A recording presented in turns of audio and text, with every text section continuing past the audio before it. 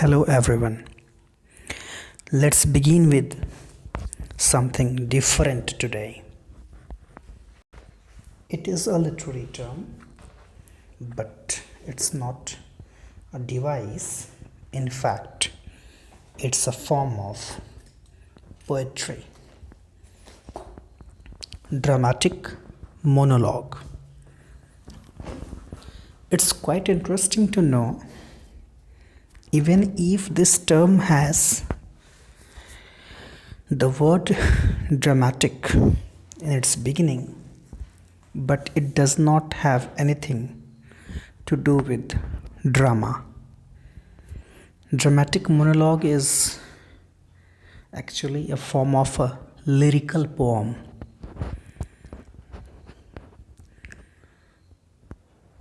Before talking of dramatic monologue, we should know what monologue is. See, when we analyze the term monologue, made up of two syllables, mono and log. Mono stands for one, as you know very well. Log, L-O-G-U-E, stands for discourse. Discourse, you understand? In Hindi, we call it baatcheet. Discourse stands for words and use of words while having conversation. So monologue means one's discourse, means a kind of single discourse. So we'll have to understand what single is in this context. A monologue is a lengthy speech by a single person. It means he is talking, he or she is talking, a single person is talking. That lengthy speech of the person is called monologue. And this monologue takes the form of soliloquy. Soliloquy, that we call it in British English, or soliloquy, that we call it in American English, soliloquy. In British we call it soliloquy. In American we call it soliloquy. Okay. So what is a soliloquy? When a character utters a monologue that expresses his or her private thoughts. Mind it, this private is very important. When something is private, we keep it away from others. Okay? So that private, very personal, something that is there in the mind of the character, and that is revealed to the audience directly, and other characters are unaware of that particular thing. Okay? It is called a soliloquy. When a character utters a monologue that expresses his or her private thoughts, it is called a soliloquy. We have several examples in Shakespeare's plays, especially when you deal with the Hamlet. Nearly in the scenes, in the end of every scenes, when you find Hamlet there standing alone on the stage, and he is uttering what is there in his mind, what he thinks personally about different characters like Gertrude or Claudius and others.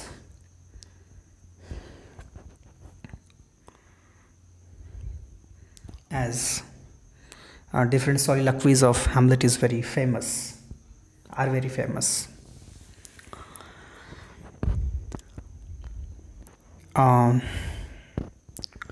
Even when you talk of Macbeth, in the end, when he says, life is but a walking shadow, a tale told by an idiot signifies nothing. So that is the example of soliloquy.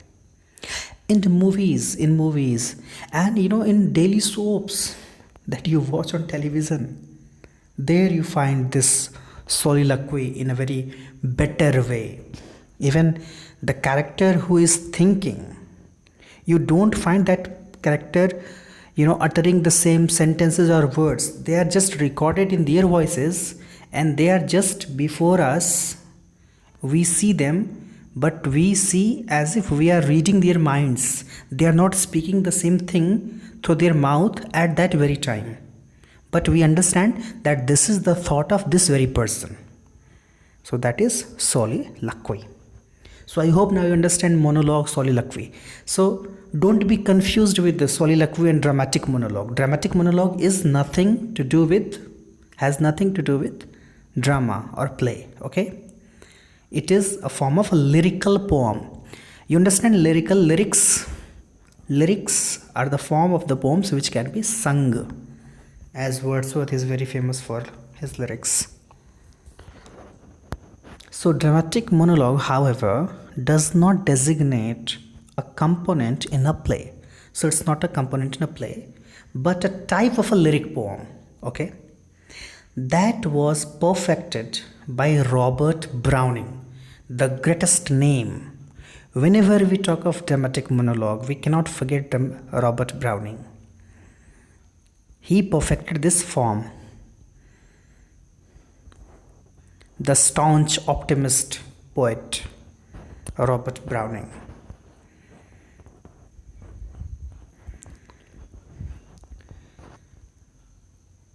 Some examples that you find in his poems, they are in the form of dramatic monologue. They are dramatic monologue. My Last Duchess, a very famous poem. One must read it at least once. My Last Duchess. The bishop orders his tomb.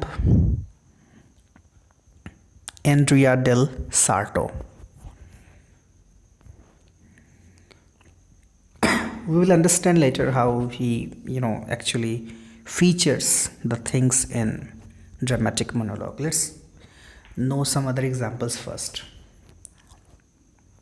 T.S. Eliot, his first poem that is called, the manifesto of modern poetry, you can say. The beginning, the modern poetry begins from that very poem, that is Love Song of Alfred Prufrock, where you find the very beginning line, let us go then you and I, like a patient etherized upon a table. So, let us go then you and I. Here you find someone, not the poet, someone who is talking to his alter ego, to his other self, and says, let us go then you and I. So that is dramatic monologue. So this is the best known modern instance of dramatic monologue. Which one? Love Song of J. Alfred Prufrock by T.S. Eliot. When we talk of Honorable Poet Laureate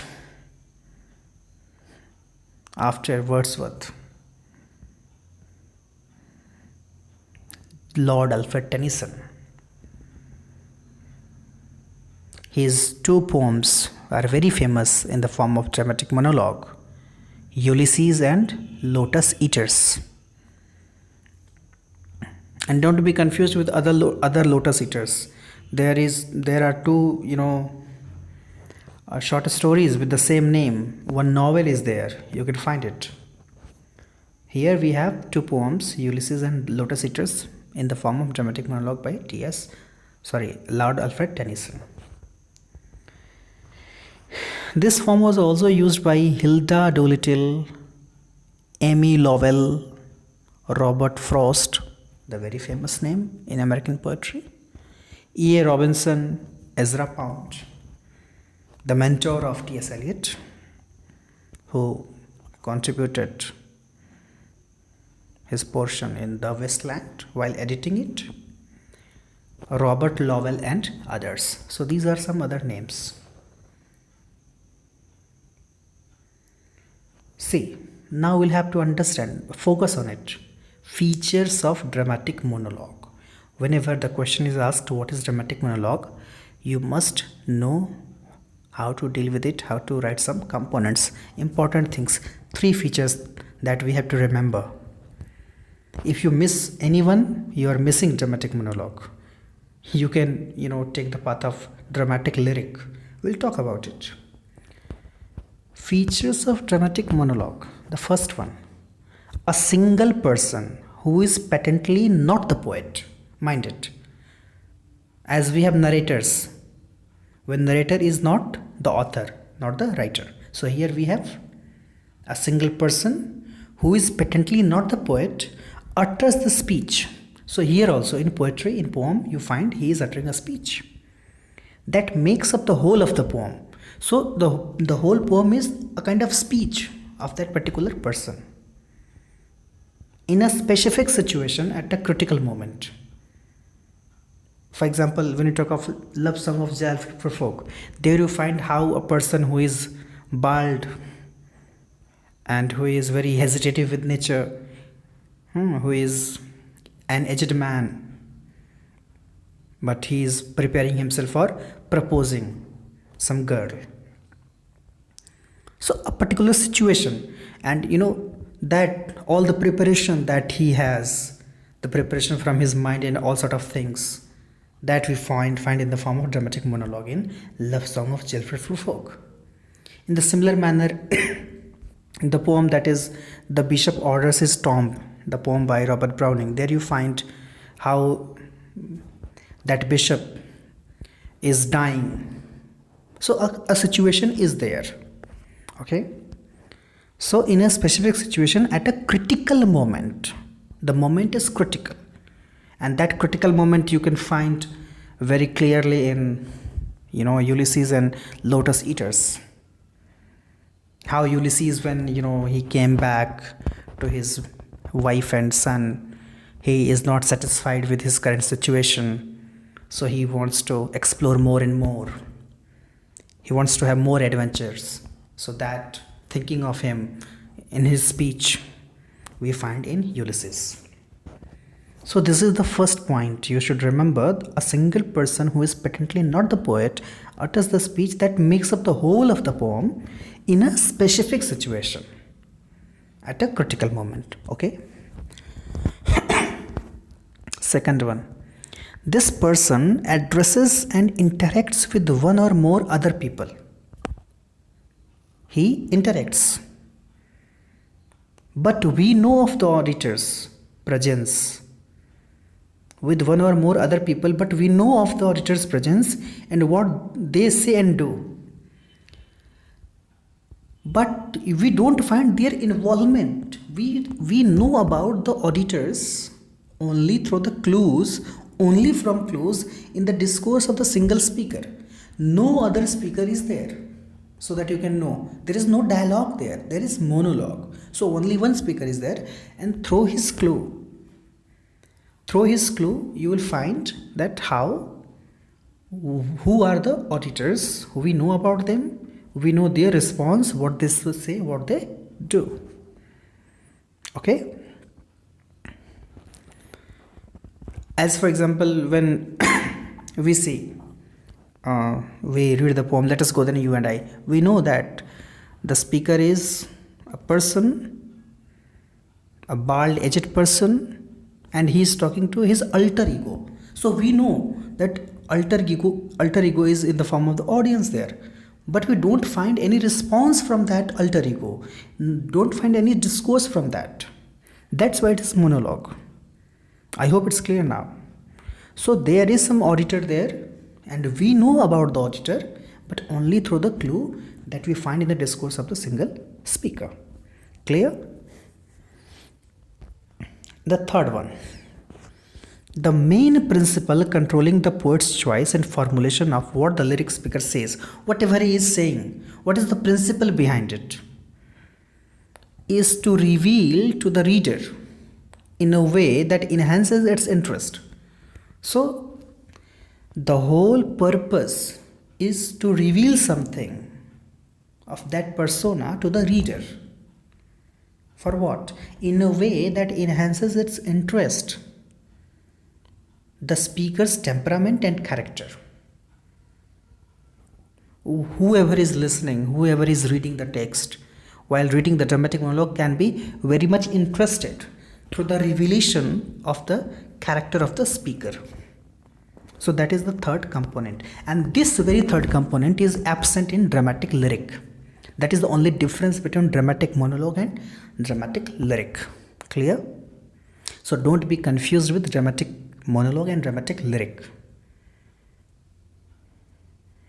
We can take the example of The Canonization and The Flia by John Donne as the example of dramatic lyric. There you find a person who is, making the speech in a specific situation. In The Canonization I'm talking. There you can think of the auditors to whom he is talking. But that revelation is not important there. What is important here? Here the focus of interest is primarily on the speaker's elaborately ingenious argument. So here we find argument in the center, not the revelation of the character. As you know about metaphysical poets, and when we talk of John Donne, he is the father of metaphysical poetry. They, in T.S. Eliot's words, they think their feeling and feel their thoughts. So very much intellect is there, so argument is there, conceit is there. So here the focus of interest is primarily on the speaker's elaborately ingenious argument rather than on the character he inadvertently reveals in the course of arguing. So that is the basic difference that we find here in the dramatic lyric, and that is how it makes it different from dramatic monologue. I hope now it's clear. Thank you.